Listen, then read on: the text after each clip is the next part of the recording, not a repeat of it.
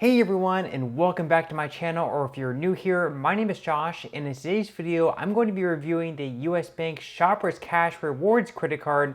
So I'll be going over the main features of this card, its pros as well as its drawbacks. So hopefully by the end of this video, you should have a much better idea of whether or not this credit card is a good fit for you. But before we go ahead and dive into the main content of today's video, if you wouldn't mind helping me out real quickly by just giving this video a like, that just helps out with the good old YouTube algorithm, and also consider subscribing to my channel if you have not already.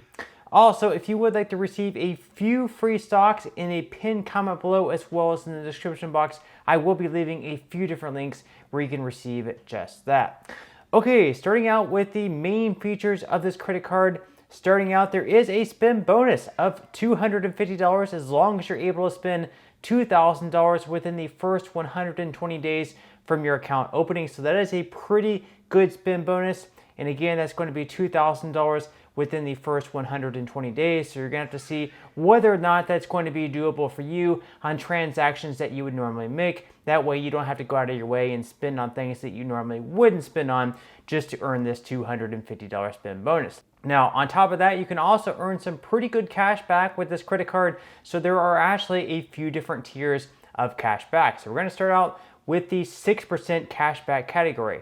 Now in these categories, you can actually select from two. It's going to be 6% cashback on the first $1,500 in combined purchases each quarter at 2 retailers of your choice. We're going to be going over the list of the retailers in just a moment.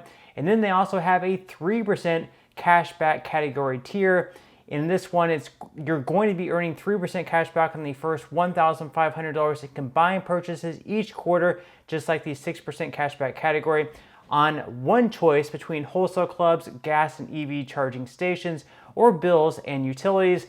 And then finally, on all other transactions, you are going to be earning just 1.5% cash back. Now, they also have one other special category, and that's going to be 5.5% cash back. In this category is going to be on prepaid hotel and car reservations when you book through the Travel Rewards Travel Center.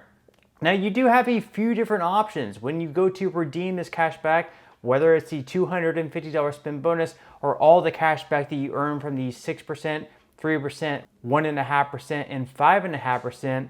The options that you'll have to choose from is either a statement credit, a rewards card, a merchant gift card, or directly into your US Bank checking or savings account. Now, as far as all the different retailers that you will have to choose from for the 6% cashback category, these are going to include Ace Hardware, Apple, Amazon.com, Anthropologie, Bed Bath & Beyond, Best Buy, Chewy.com, Crate & Barrel, Disney, Home Depot, IKEA, Kohl's, Lowe's, Lululemon, Macy's, Menards, Nordstrom, Pottery Barn, QVC, Restoration Hardware, Target, Walmart, Wayfair.com, and Williams-Sonoma. Once again, you get to choose 2 of those retailers each and every quarter, and it's going to be on $1,500 in combined purchases out of those 2 retailers, and that's going to reset every single quarter. So if you're able to max out the $1,500 every single quarter with the 6% cash back, that's going to be $90 in cash back every single quarter, which of course over a year is going to result in $360 in cash back. Okay, so now that we went over the main features of the US Bank Shoppers Cash Rewards credit card, I'm now going to go ahead and dive right into the APR and fees, because this is also super important as well. So we're going to start out with the APR on purchases and balance transfers. It is going to be the same, anywhere between 19.74 to 29.74% based on your credit worthiness.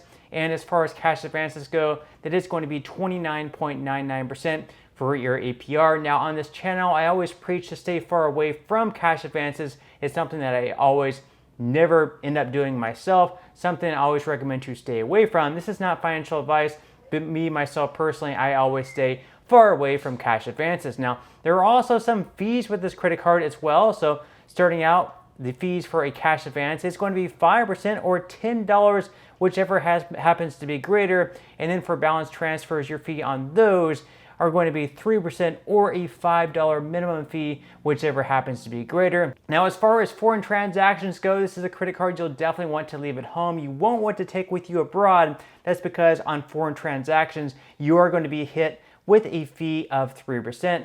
Now, with Capital One credit cards and some other travel credit cards out there, they don't have foreign transaction fees on those, so you might want to take one of those and leave this one at home instead, which is a little bit unfortunate.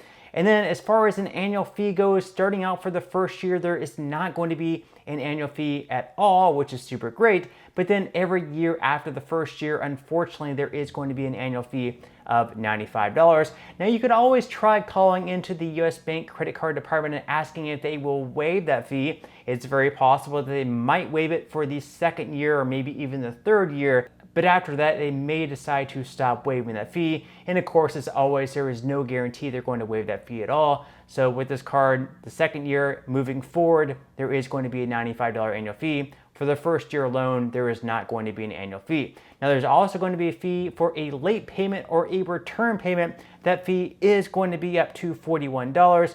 So those are pretty much the APR and fees of this credit card. Now that we went over the main features as well as the APR and fees, I'm going to go ahead and dive into what I would consider to be the biggest pros and cons of this credit card.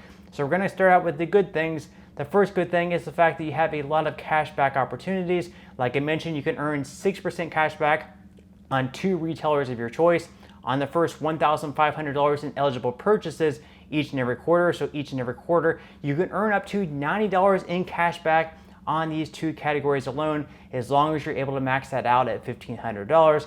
And then of course, there's that 3% cashback category. You can earn quite a bit of cashback on that as well. And then on everything else, you're going to be earning 1.5% cashback.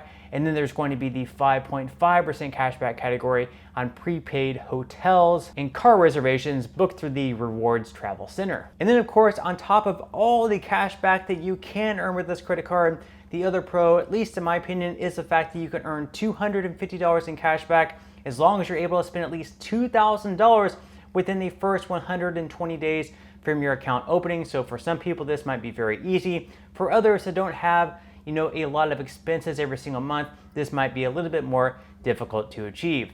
So now that I went over the pros of this credit card, I'm not going to go into what I would consider to be the drawbacks. Starting out, the first drawback of this credit card, of course, is that foreign transaction fee. So if you do decide to travel outside the country, or if you go on certain websites, they might be coded as foreign transactions.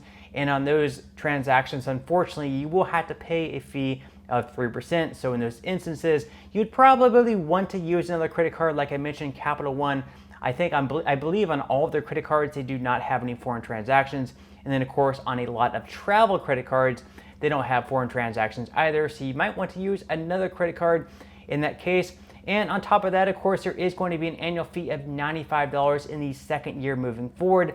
Like I mentioned before, you might be able to have that waived once, maybe twice, but there are certainly no guarantees. And then of course, there's going to be a cap on the amount in the 6% and 3% cashback categories. That cap is going to be $1,500. And just the very fact that you can use another credit card to actually buy gift cards. So there are sites like raise.com where you can actually buy gift cards where you're basically getting discounts. So like on Raise, you can go buy like a Walmart gift card where you're getting a 4% discount. You can use a card that's earning 2% cash back, and then in total, you're actually going to be getting 6% cash back, a 6% discount with that transaction. So you can actually use that, and on unlimited transactions, you're not going to be stuck at just $1,500. So that might be the better option. And then you can use a card that does not have an annual fee like this one would in the second year moving forward. And finally, on all other transactions where you're not going to be earning the 6%, 5.5%, or 3% cash back, you're only going to be earning 1.5% cash back, which really isn't all that great, especially considering there are many free credit cards that do not have an annual fee where you can earn 2% cash back on every single transaction. But just to sum things up here, I would say for the first year loan, this credit card is probably going to be worth it. The 6% cashback category is pretty good, even though you can use another credit card to buy the gift cards, like I mentioned, and it ends up being pretty much the same thing, but you have a lot more simplicity by using this credit card.